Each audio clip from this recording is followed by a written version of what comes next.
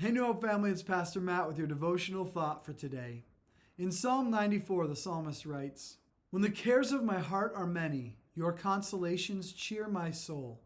Throughout this particular psalm, the psalmist is primarily writing about the attacks upon God's character by other people.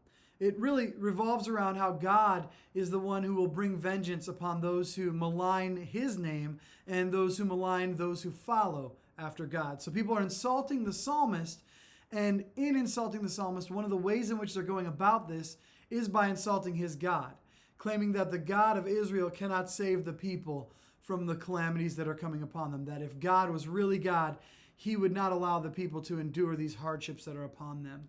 And so in this situation, we see this verse placed, right? This psalmist is describing all the situation, clinging to the Lord and his vengeance, calling for the vengeance of the Lord to come down, but also acknowledging that God is God and recognizing that he will find his refuge in God alone. No matter what the people might say, no matter what his enemies might do to him, he can trust in the Lord. And that's why in verse 19 he says, "When the cares of my heart are many, your consolations cheer my soul." Think about how heavy the cares of his heart might be when he's being chased or attacked or pursued by enemies who desire to not only insult him, but to take his very life.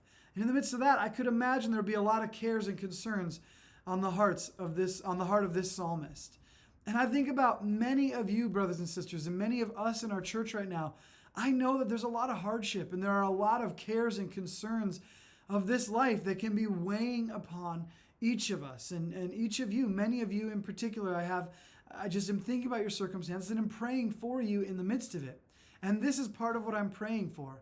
I'm praying that the Lord, as these concerns come upon your heart, that the Lord would comfort you, that the Lord would bring you almost a levity, for lack of a better word, with the weightiness of the different issues and challenges and obstacles that you're being faced with.